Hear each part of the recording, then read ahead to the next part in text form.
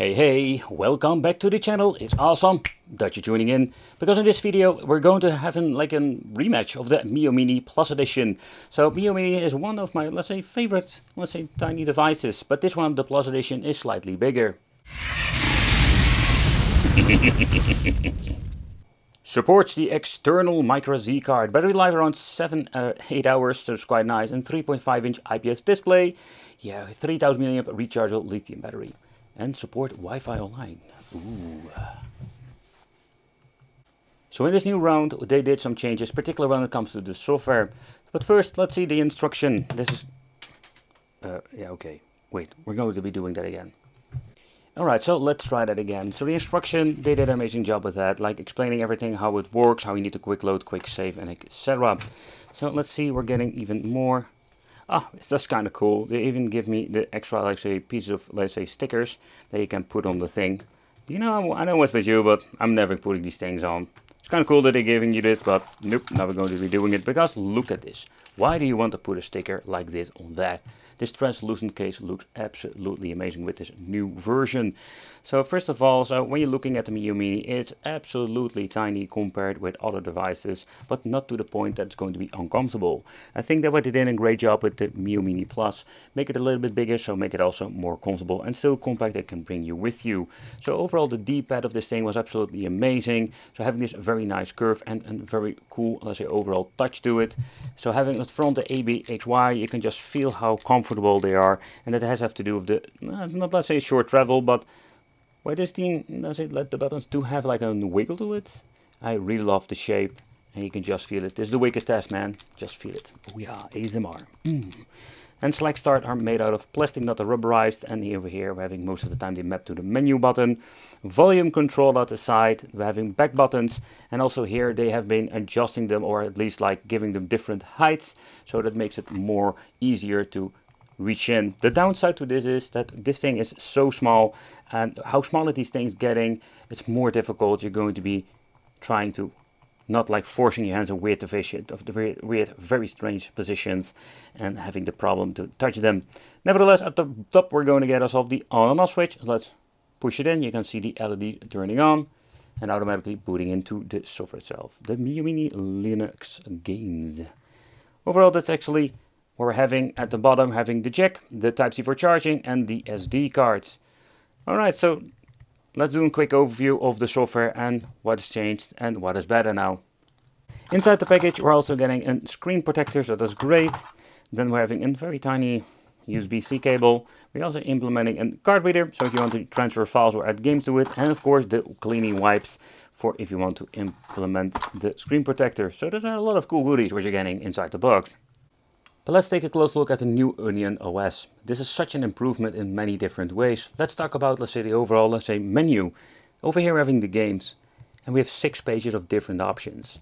All kinds of, stuff like Atari, handhelds like Game Boy, Game Boy Classic and Advance. So many different ways to play. It's absolutely nuts. But I've noticed a couple of things that are new. For example, the Megaduck.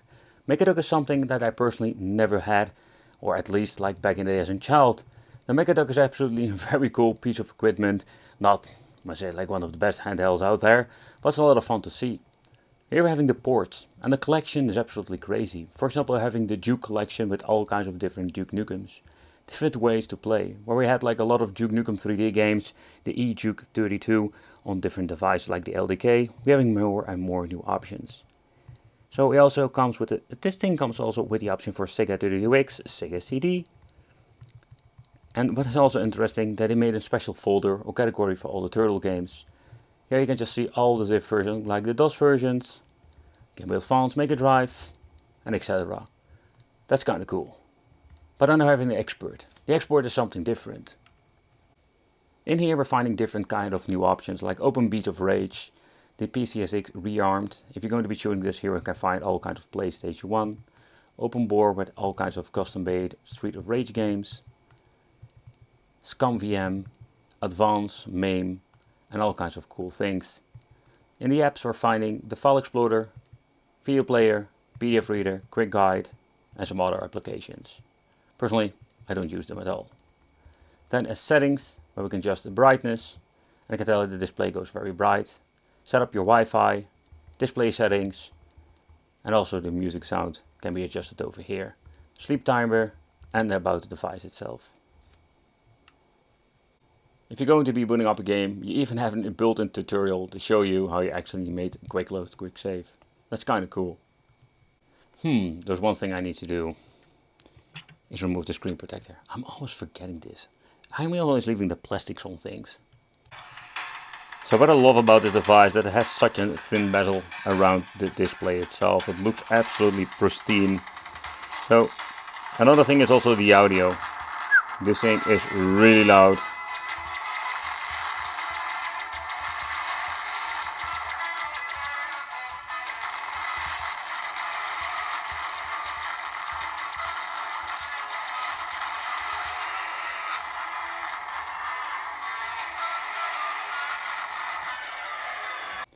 Okay, so when you're looking at, let's say, the software itself, I love it what they did with the bezel around it, give it more like the old school nostalgia vibe.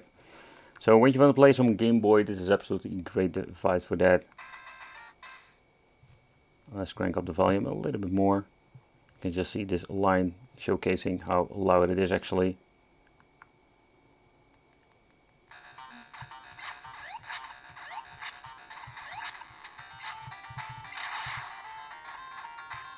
Pressing the button over in the middle will give you the game switcher, where you have all kinds of options. For example, if you want to exit a game, you can just do it fairly easy and can switch between different games, like the alligator game that we were playing. Pressing in here, give the option to just boot it up. It's kind of cool, crazy if you think about it, what you can always do with all these devices. But moving on to the Game Boy Advance here, you can just actually see that's going to be a different experience, where we have no bezel, we just have like two black bars to actually giving us the best aspect ratio and giving the overall authentic experience when it comes to play some Game Boy Advance. And these devices are just great for this. Let's see how the overall emulation is. No weird glitching or audio delays.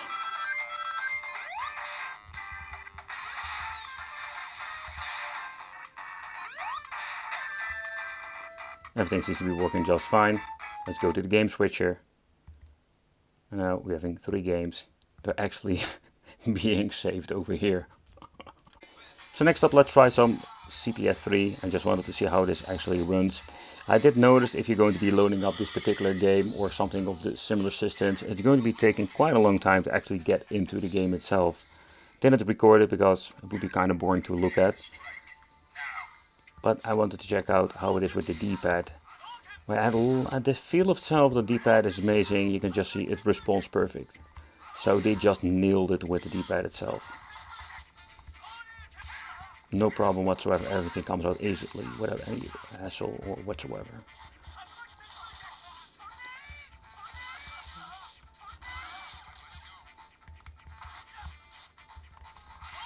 Yep, no problem whatsoever, and combined with the display, this looks absolutely amazing. We needed to actually use this, let's say, system mega dock. Also kind of cool is that we have vibration motors inside the Miyoo Mini Plus, and it works even with the dock station. That's kind of cool, to be honest, because the original system didn't have any of those features in the original system. Ugh. Oh boy. This was not the experience that I wanted to have. Wow, the rumble function on this thing goes completely crazy. Okay, I've already have enough of this. Let's go back and let's exit this.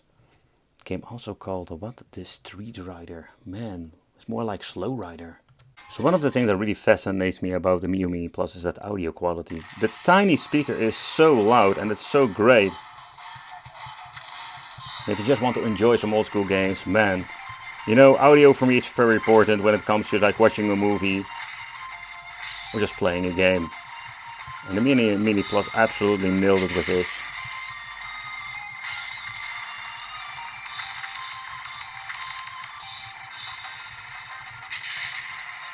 Alright.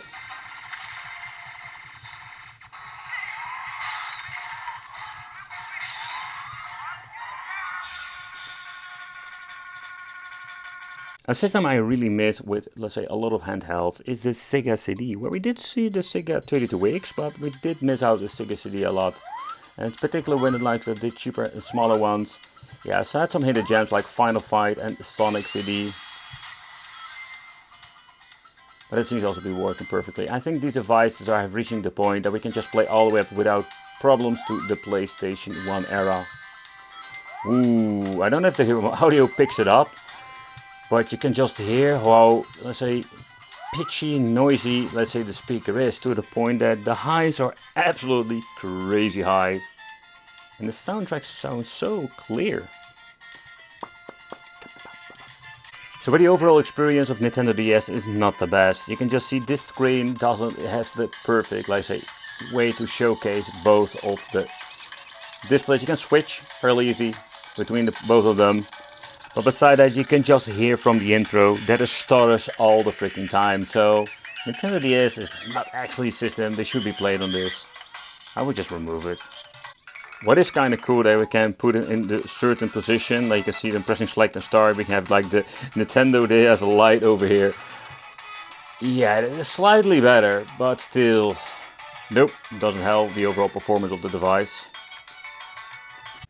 Moving on to PlayStation 1, and I already mentioned before that PlayStation 1 is a system that runs absolutely great, just on native resolution, but I think we don't need any upscaling on a display like this. If you're going to be needing the back buttons, I am not a big fan of it. Think about fighting games, or yeah, not at all, but if you're just going to be playing shmup like this, it's just fine, you know. You can just enjoy it. Great audio, good overall support for the gameplay.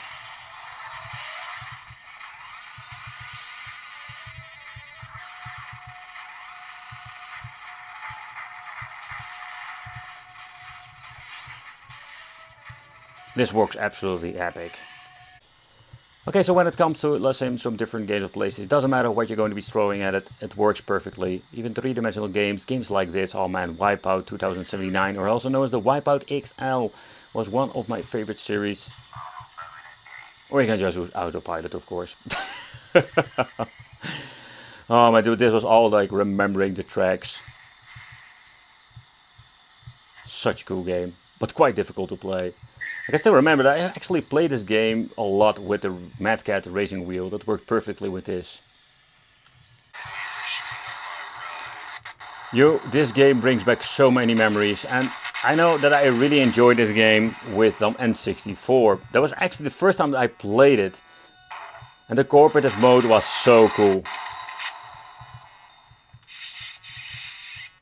There we go. Do hear some stutters here and there, but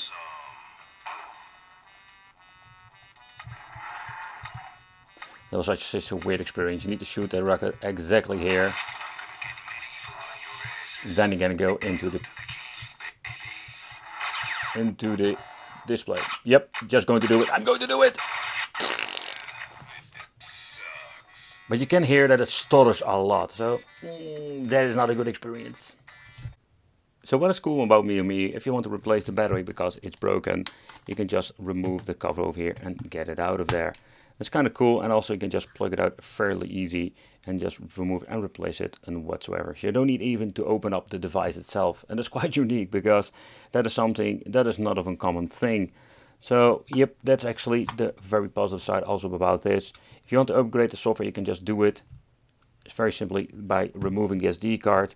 So this brand seems to be using the SanDisk Ultra now, so that is absolutely great. That is a very unique also thing, because this is not of a common practice now. Sometimes they're using their own brands, or there's labeling brands, and you don't know what you're getting when it comes to the overall quality. So I'm very glad they have a SanDisk inside of the device itself. The Miyoo Mini Plus is absolutely one of my favorite devices. Simply due of the reason that this thing has an absolutely great overall form factor. Besides that, the emulation performance all the way up to PlayStation 1 is no problem whatsoever. I can just really enjoy those games because thanks to the very nice D-pad, the front facing button, everything plays just great. Great audio, and at that point, for me, there was nothing really to complain about. Thank you all for watching, consider subscribing, hit that little bell, and it would be great to see you in the next video. But first, let's play a little bit of Tekken. Let's with the cheap ass Godo. Come on, there we go. Whoo!